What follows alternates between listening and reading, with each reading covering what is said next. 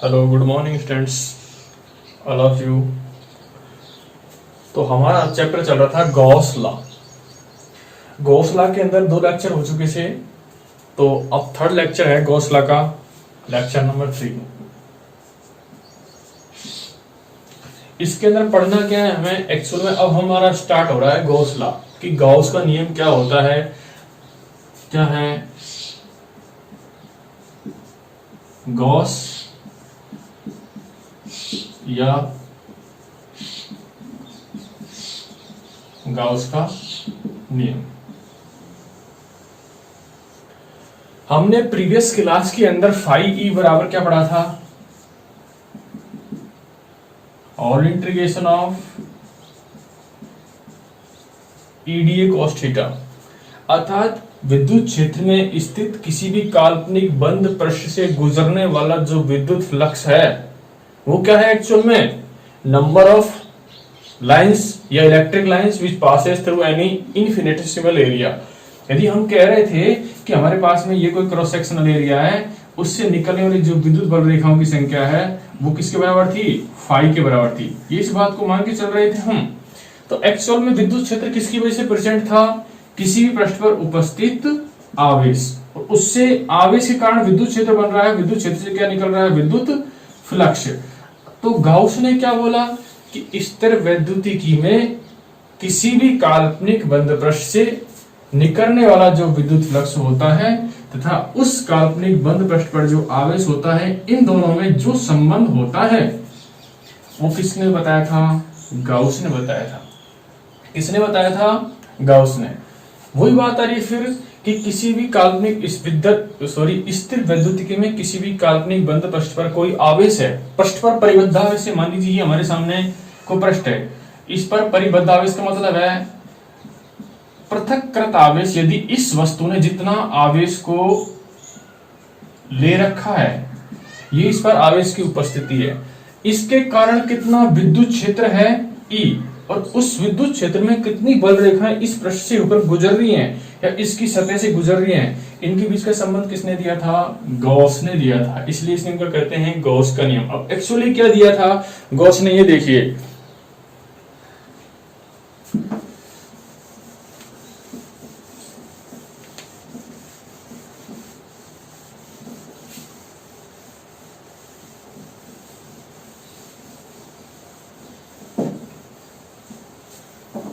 हम लिखेंगे कि इस नियम के अनुसार किसी काल्पनिक विद्युत क्षेत्र में स्थित किसी काल्पनिक बंद पृष्ठ से गुजरने वाले विद्युत फ्लक्स का मान उस वस्तु पर परिबद्ध आवेश होता है उसका 1/एप्सिलॉन 0 क्या होता है, बराबर होता है। जैसे हम लिखेंगे इस नियम के अनुसार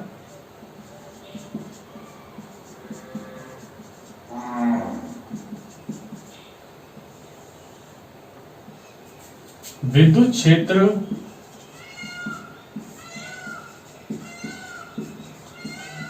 में स्थित किसी काल्पनिक बंद पृष्ठ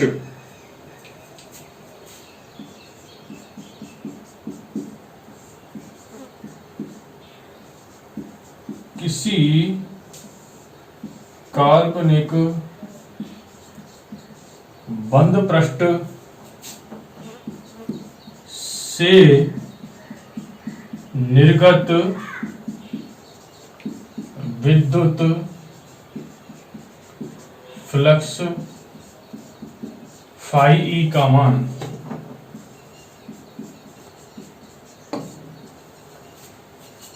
उस पृष्ठ पर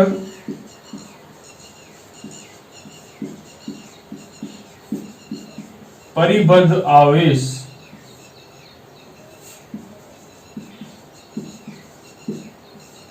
आवेश कितना, टोटल समीशन क्यू के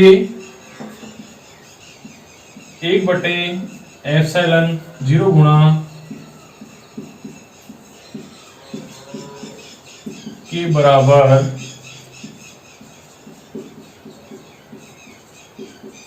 होता है। दैट मीन्स क्या, विद्युत फ्लक्स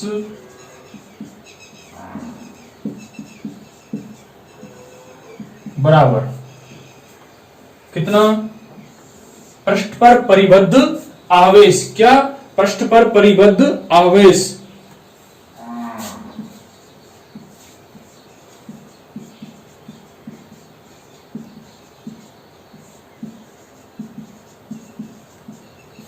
बटे कितना, निर्वात की विद्युतशीलता।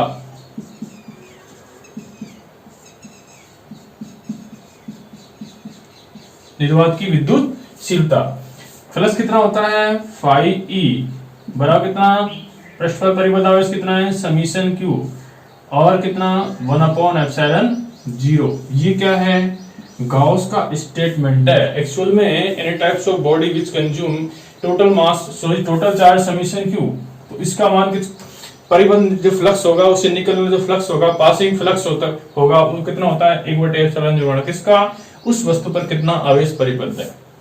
ठीक है, इसे समीकरण 1 दे देते हैं।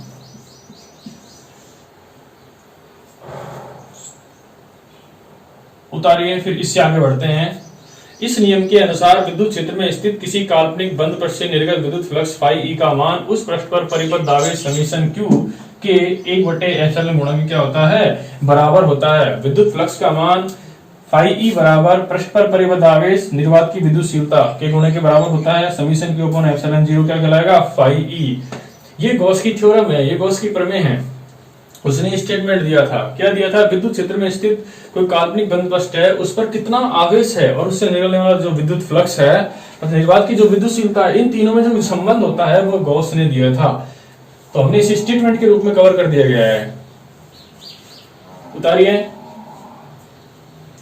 फिर अभी हम देखते हैं फाई का सेकंड टाइप्स ऑफ रिलेशन क्या आता है।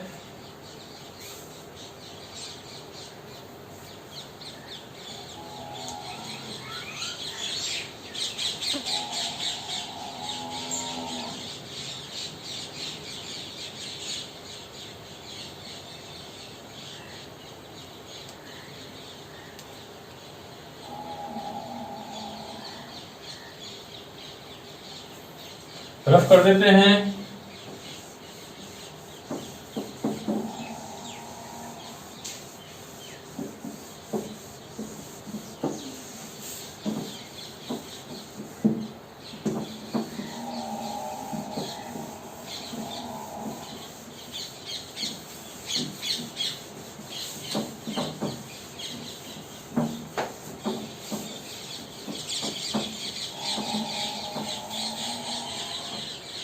हमने जब विद्युत फ्लक्स पढ़ा था सॉरी, तो उसमें क्या पढ़ा था कि फाई ई बराबर क्या होता है, यदि किसी भी क्रॉस सेक्शनल एरिया है तो उससे निर्गत जो विद्युत फ्लक्स होता है, फाई ई बराबर कितना होता है, विद्युत क्षेत्र ई सदिश और डी वेक्टर सदिश का अधिक गुणनफल होता है। तो हमने ये कहा था कि फाई ई बराबर कितना होता है, ई D A cos theta. Okay, यदि हम इसका होल इंटीग्रेशन करना चाहें तो कर सकते हैं, होल इंटीग्रेशन ऑफ कितना, ए। ओके, तो अब हमारे पास में इसी इक्वेशन नंबर 2 दे दिया हमने, ये हमारे पास इक्वेशन नंबर 1 था। तो समीकरण 1 व 2 से दोनों फाई ई क्या हो जाएंगे, बराबर हो जाएंगे, फाई ई बराबर फाई ई। तो अब हम क्या कह सकते हैं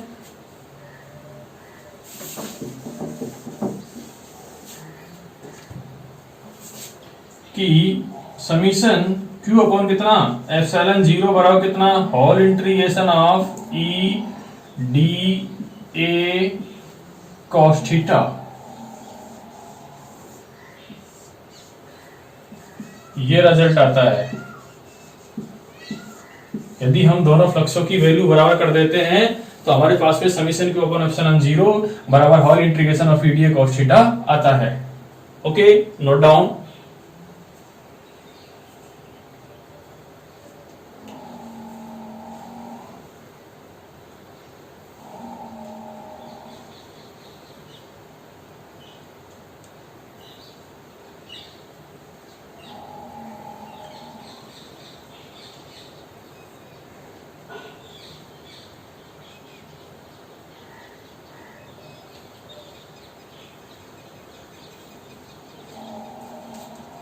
एक बार दोबारा रिपीट कर देता हूं। देखिए कि गॉस ने बोला था कि फाई ई बराबर कितना होता है, समीशन क्यू अपॉन कितना, एप्सिलॉन जीरो।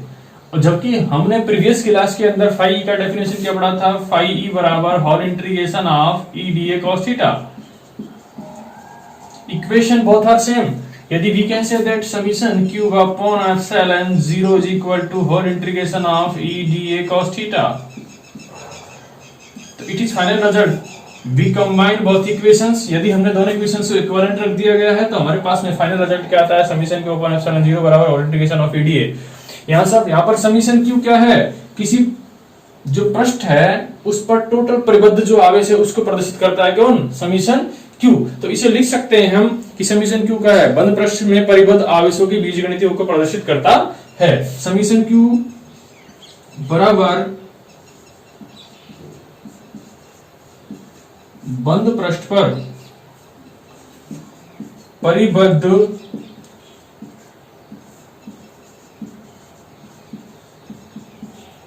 आवेशों के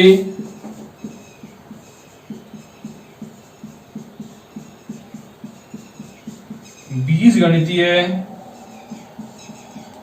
योग को बताता है।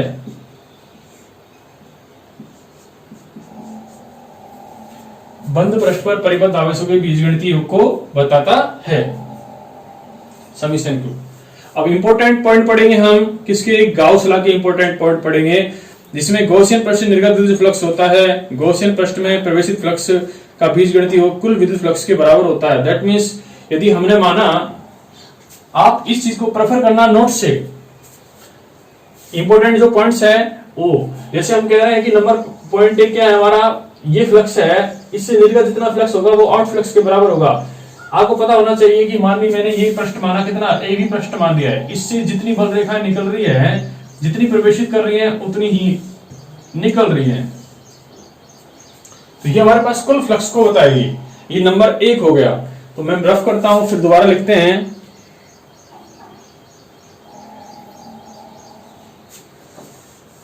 नंबर दो क्या है कि गाउस के जो अनुप्रयोग आएंगे उनमें हम एक पृष्ठ की रचना करेंगे, जिसे क्या बोलेंगे, गॉसियन पृष्ठ। वो किसी प्रकार का बेलनाकार हो सकता है,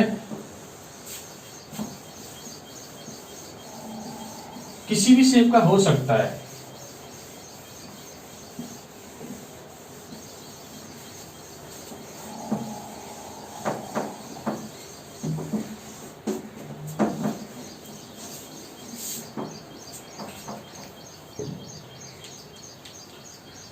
गाउस के अनुप्रयोग की जो स्टडी करते हैं उसके लिए हम एक पृष्ठ की रचना करते हैं, इसे क्या बोलते हैं, गाउस पृष्ठ बोलते हैं। क्या बोलते हैं, गाउस पृष्ठ।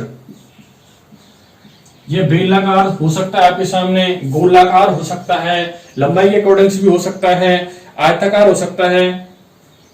ओके, तो गाउसियन पृष्ठ के बारे में आपको पता होना चाहिए कि गाउस के नियम के अनुप्रयोग के लिए हम जो पृष्ठ की रचना करते हैं वो काल्पनिक पृष्ठ होता है एक प्रकार से, पर इसके बगैर एक्चुअल में डेरिवेशन नहीं हो पाएगा गाउस पृष्ठ के। ठीक है, जैसे हमारे पास में कोई ये बॉडी है, इस पर कोई आवेश रखा है, तो यदि इसका अपना कोई विद्युत क्षेत्र होगा, परंतु यदि यहां पर कोई आवेश है तो इस आवेश का इस पर कोई फर्क नहीं पड़ेगा, मतलब आउटर को कोई प्रभावित नहीं करेगा। ये गॉस के नियम की क्या है, महत्वपूर्ण तथ्य है। ओके, आप इस नियम के लिए प्रॉपरली फॉलो करना, जो हमारे पास महत्वपूर्ण तथ्य लिखे हुए हैं उनको।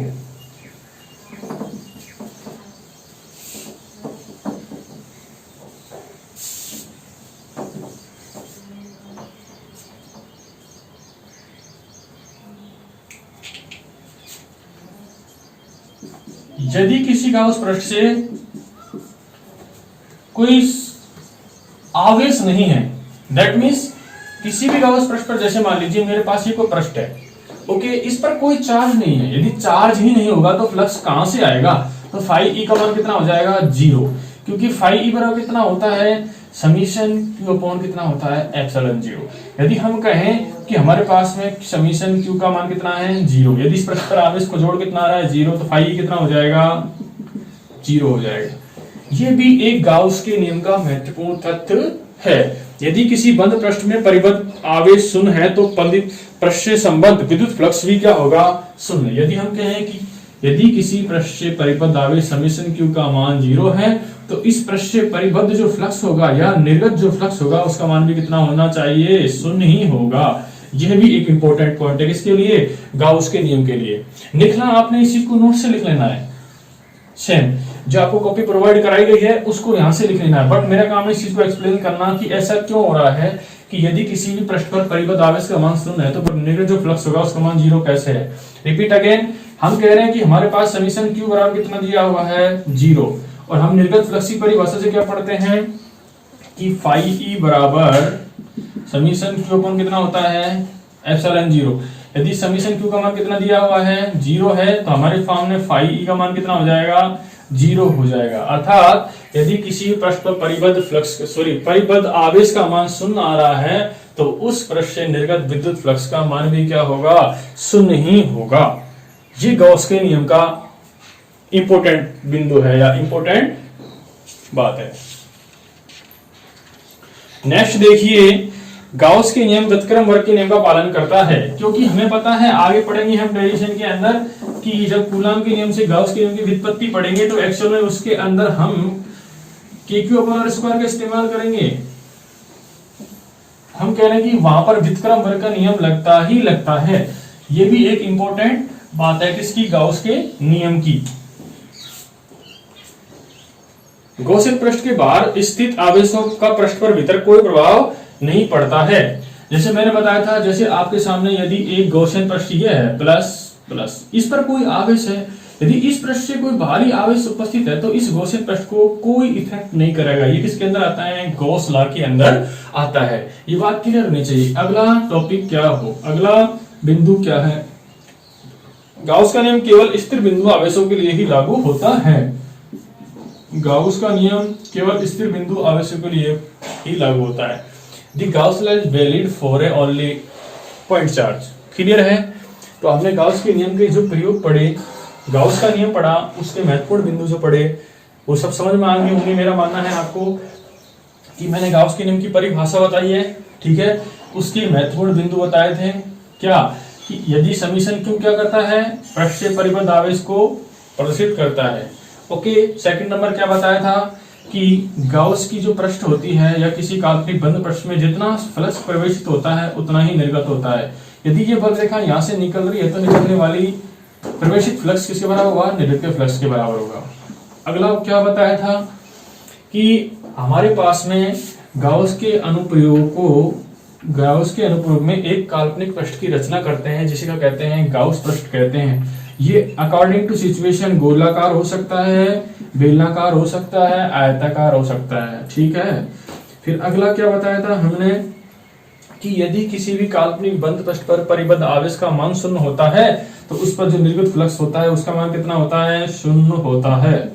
उससे अगला क्या बताया था कि गाउस का नियम व्युत्क्रम वर्ग के नियम का पालन करता है, क्योंकि अभी हम पढ़ेंगे कूलॉम के नियम से गाउस के नियम की व्युत्पत्ति पढ़ेंगे जब। अगला क्या है हमारे सामने कि हम कह रहे हैं कि किसी भी गॉसियन पृष्ठ से बाहर यदि कोई आवेश उपस्थित है तो वो अंदर पर कोई प्रभाव नहीं डालता, जैसा ये बताया हुआ है। अगला क्या बताया था, हमने बताया था कि अगला कि किसी भी पृष्ठ पर जो आवेश होता है, किस पर, गॉसियन पृष्ठ पर जो बाहरी आवेश होता है वो आंतरिक आवेश को किसी प्रकार से भी प्रभावित नहीं करता है। अगला सबसे फाइनल गाउस का नियम जो होता है स्थिर बिंदु आवेशों के लिए ही लागू होता है। क्लियर है। तो इस प्रकार हमारा गाउस का नियम और उसके महत्वपूर्ण बिंदु कंप्लीट होते हैं। ओके बच्चों, अब नेक्स्ट टॉपिक के लिए आप बेसिकली नोट्स को प्रेफर करना है, वीडियो को कंटिन्यूअसली सुनना है, उसके बाद आपको नोट्स को फॉलो करते हुए एक एक चीज लिखना है। एक्सप्लेन मैंने कर दिया है कि ये कैसा किस लिए होता है। क्लियर है। ओके, इस प्रकार हमारा गाउस का नियम टॉपिक पूरा होता है। ठीक है, थैंक यू।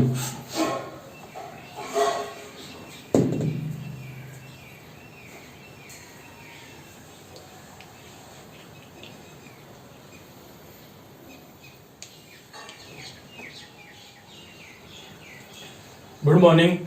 हमारा नेक्स्ट टॉपिक है कूलॉम के नियम द्वारा गाउस के नियम की उत्पत्ति या व्युत्पत्ति। तो लिखते हैं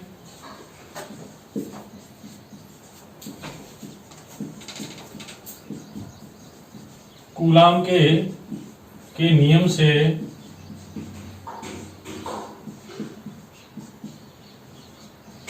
गाउस के नियम की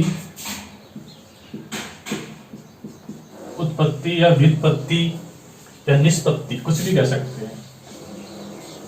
कूलाम के नियम से गाउस के नियम की व्युत्पत्ति, दैट मीन्स फर्स्ट रिलेशन होगा कूलाम्स लॉ, उसके बाद क्या आ जाएगा गॉस लॉ। गॉस लॉ हमें प्रूफ करना है, that means to prove that, जो कह सकते हैं टू प्रूव दैट कि फाई ई बराबर कितना, समीशन क्यू अपॉन कितना, एप्सिलॉन 0। ये दो क्वेश्चन है एक प्रकार से हमारे सामने कि या तो कूलाम के नियम से गाउस के नियम की व्युत्पत्ति में टू प्रूव दैट फाई बराबर summation Q upon epsilon 0। Okay, हमने माना एक काल्पनिक पृष्ठ है हमारे पास, इस तरह से एक काल्पनिक पृष्ठ मान लिया हमने,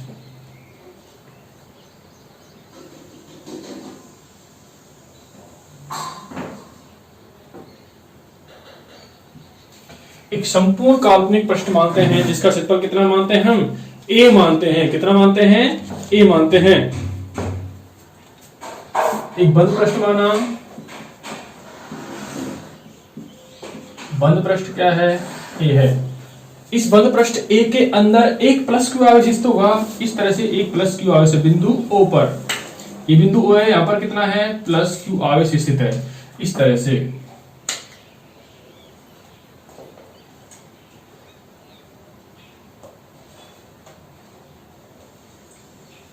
कितनी दूरी पर, r दूरी पर एक बिंदु P माना।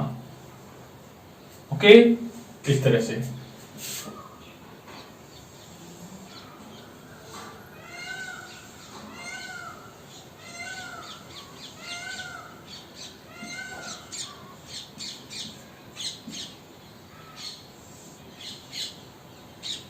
इसका क्षेत्रफल, इसका विद्युत क्षेत्र सदिश ई वेक्टर होगा तथा क्षेत्रफल सदिश कितना हो जाएगा, डी वेक्टर, तथा इनके बीच का कोण कितना हो जाएगा, थीटा हो जाएगा। ये क्या आ गया, अल्पांश अवयव। अल्पांश क्षेत्रफल कितना, डी वेक्टर। ओके, अब हमने क्या एक बंद पृष्ठ माना, एक काल्पनिक बंद पृष्ठ कितना है, ए है, जिसकी मध्य बिंदु क्या है, O है। O पर कौन सा आवेश है, प्लस क्यू आवेश स्थित है, जिससे r दूरी पर पृष्ठ की सतह पर कौन सा बिंदु स्थित है, P। इस बिंदु P के चारों ओर क्या एक अल्पांश क्षेत्रफल d की परिकल्पना करते हैं। इस अल्पांश क्षेत्रफल dA व प्लस क्यू आवेश के कारण जो विद्युत क्षेत्र होता है, इन दोनों के मध्य कितना कोण है, थीटा कोण है। क्लियर है। तो हमने ये थ्योरी में क्या लिखा है, हमने थ्योरी के अंदर क्या लिखा है, ये चित्र बना लिया फिगर। उसके बाद हमने क्या लिखे थ्योरी के अंदर कि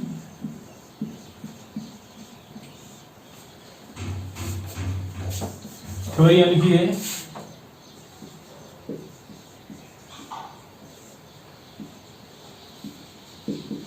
माना एक काल्पनिक बंद पृष्ठ ए है,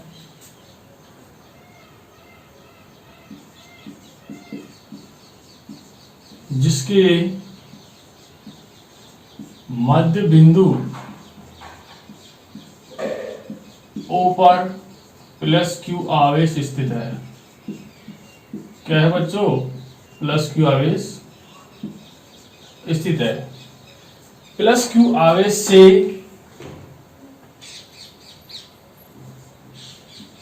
O से R दूरी पर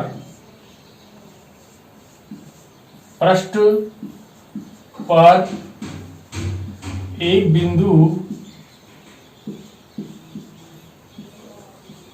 P है,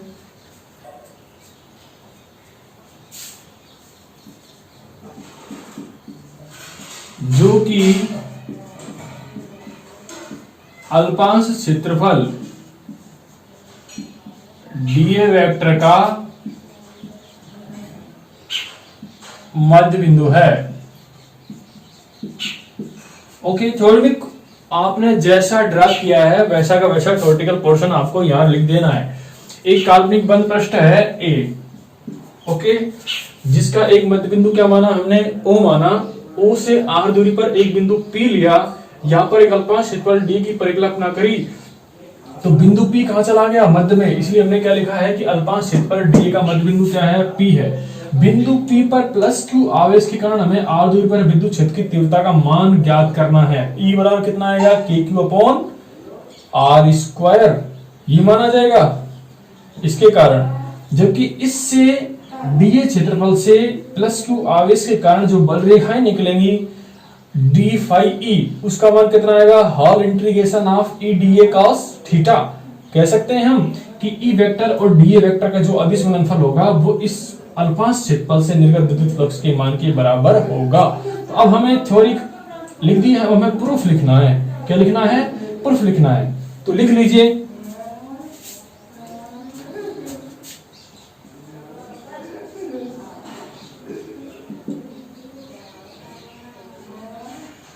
थ्योरी उतारिए, फिर मैं मिटाऊंगा, फिर दोबारा से करेंगे।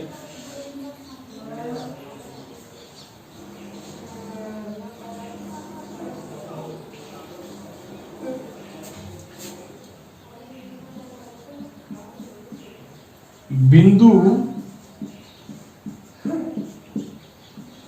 ओ पर स्थित प्लस क्यू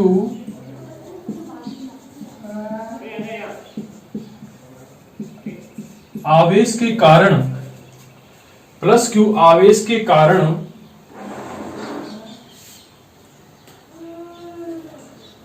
प्लस क्यू आवेश के कारण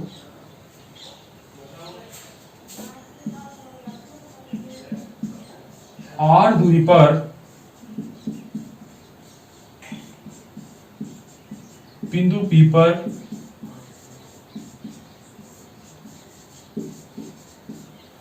विद्युत क्षेत्र की तीव्रता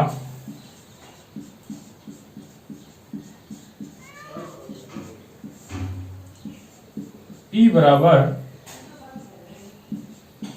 के Q upon R square newton बटे कूलम से समीकरण है।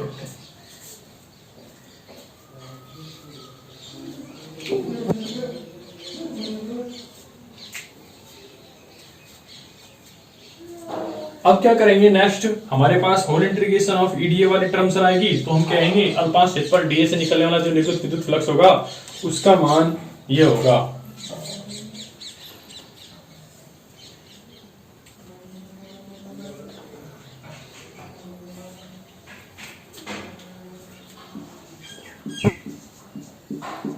अल्पकांश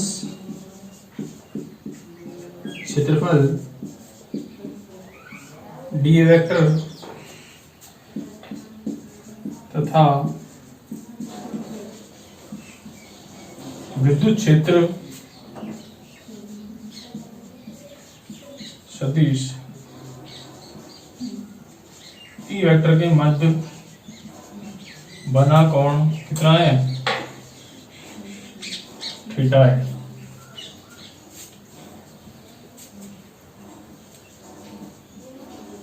अतः अल्पकांश क्षेत्रफल डीए वेक्टर से निर्गत विद्युत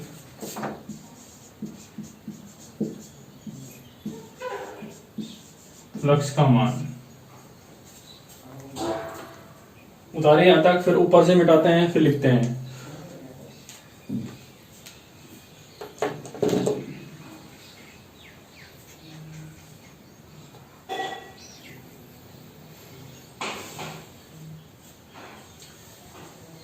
हमें एक्चुअली इससे निर्गत विद्युत फ्लक्स का मान निकाल लेंगे। फ्लक्स के मान जो आएगा तो हमारे सामने प्रूफ आ जाएगा किसका, गाउस के नियम का। अल्पकांश क्षेत्रफल डी वेक्टर विद्युत क्षेत्र सदिश ई वेक्टर के मध्य के बना कोण कितना है, थीटा है।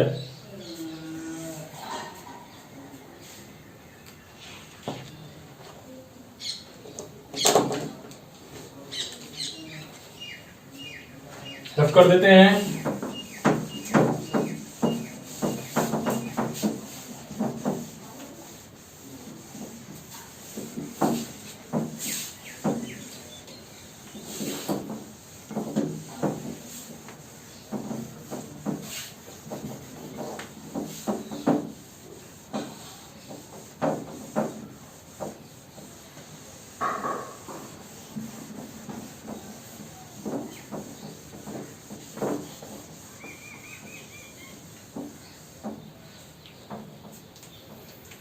इस डायग्राम के अंदर एक घनकोण बनाना है इस तरह से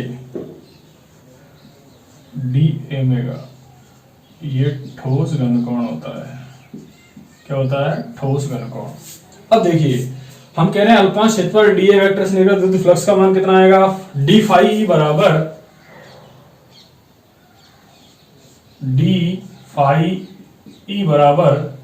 विद्युत क्षेत्र सदिश ई वेक्टर वह अल्पकांश क्षेत्रफल सदिश डी वेक्टर का दिशमान के बराबर होगा। तो डी फाई ई बराबर कितना आ जाएगा? ई डी ए कितना? cos theta. इसे समीकरण 2 नाम दे दो। अब समीकरण 1 से किसका मान रख देंगे? ई वेक्टर का। तो डी फाई ई बराबर कितना? K Q upon R square into D A cos theta. तो डी फाई ई बराबर कितना आ जाएगा? K Q into D A cos theta upon R square. यहां D A cos theta upon R square क्या है? अल्पांश क्षेत्रफल द्वारा डी अल्पांश क्षेत्रफल द्वारा बिंदु ओ पर बनाया गया क्या है? ठोस घनकोण है या घनकोण है। यहां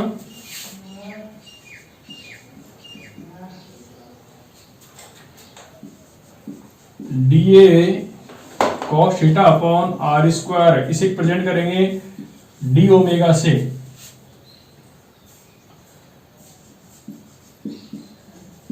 डी ए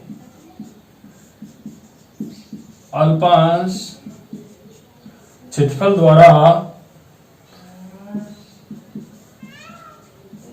बिंदु ओ पर बना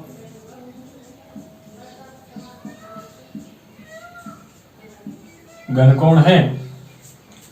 नीचे तरफ कर देते हैं।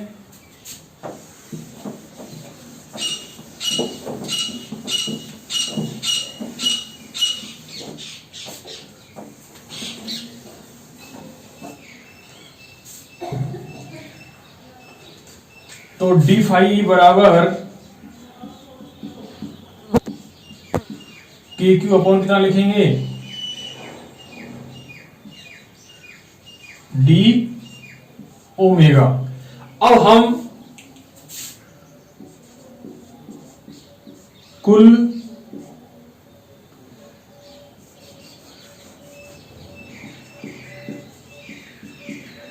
कह सकते हैं संपूर्ण पृष्ठ से निर्गत विद्युत फ्लक्स, इसका इंटीग्रेशन कर दें। डी फाई बराबर कितना? के क्यू अपॉन और इंटीग्रेशन ऑफ डी ओमेगा। यह whole integration of D omega क्या आएगा? संपूर्ण पृष्ठ ए द्वारा बिंदु ओ पर अंतरित घनकोण। कैलेक्स लिख सकते हैं हम यहां whole integration of D omega संपूर्ण पृष्ठ ई द्वारा बिंदु ओ पर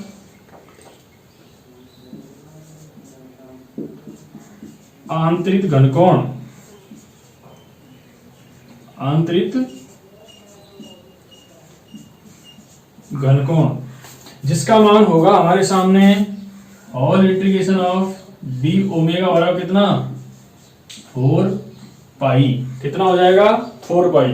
तो हम अब इसकी वैल्यू इसके अंदर पुट कर देते हैं, तो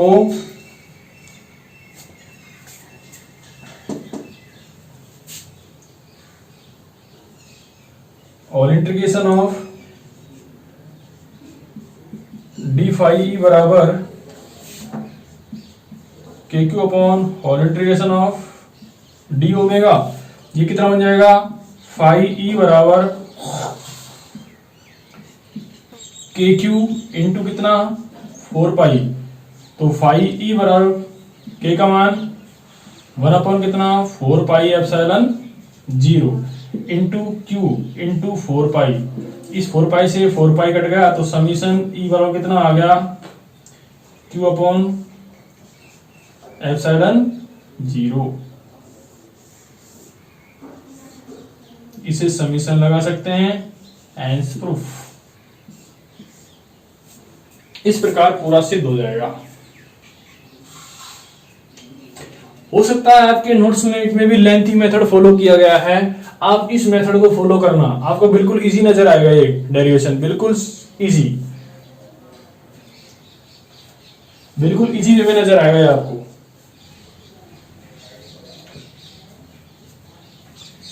शॉर्ट टर्म बता देता हूं किस तरह याद करना है।